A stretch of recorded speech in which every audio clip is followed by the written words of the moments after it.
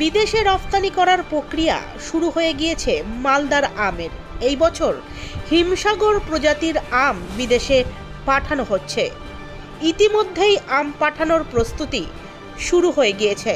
গত 2 বছর আগে মালদহের আম বিদেশে রপ্তানি হয়েছিল। বিভিন্ন কারণে গত বছর মালদহের আম বিদেশে পাঠানো সম্ভব হয়নি। এই বছর তাই মালদহের আম বিদেশে পাঠাতে প্রথম থেকেই উদ্যোগ নিয়েছেন বেশ কিছু রফতানিকারী। তাদের প্রচেষ্টাতেই মালদহের আমের গুণগত মান যাচাই করে ভালো আম বিদেশে পাঠাতে উদ্যোগ গ্রহণ করা হয়েছে। প্রথম পর্যায়ে হিমসাগর আমকেই বেছে নেওয়া হয়েছে। সমস্ত কিছু ঠিক থাকলে আগামী সপ্তাহে মালদহের হিমসাগর বিদেশে পাড়ি দেবে। উদ্যান পালন দফতর সূত্রে জানা গিয়েছে, চলতি মরশুমে মালদহে আমের ফলন অনেকটাই কম।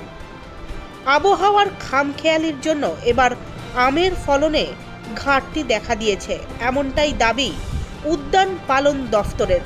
স্থানীয় বাজারে আমের দাম এবার চড়া। তারপরেও বেশ কিছু রফতানিকারী এবছর মালদহের আম বিদেশে পাঠানোর উদ্যোগ গ্রহণ করেছেন। মালদহের আম বিদেশে পাঠানোর পরিকল্পনা নিয়েছেন আপনারা, কোথায় যাবে, কত আম যাবে?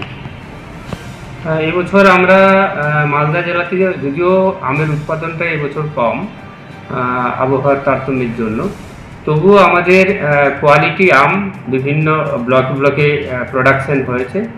এই রিসেন্টলি বেশ কিছু এক্সপোর্টার যোগাযোগ করেছেন ইউনাইটেড কিংডম এবং আরও 2-4টে ইউরোপিয়ান কান্ট্রিতে যোগাযোগ, যেমন দুবাইয়ের সাথেও যোগাযোগ হয়েছে। তো আশা করছি আগামী সপ্তাহে ইনিশিয়াল ফেজে 1300 কেজির মতো হিমসাগর প্রথম ফেজে যাবে এবং এটা যে মুহূর্তে কোয়ালিটি ওদের কাছে অ্যাকসেপ্টেবল হয়ে যাবে, এটা রেগুলার বেসিসে আগামী 15-20 দিন ধরে এটা পাঠাবো বলে ঠিক করেছি।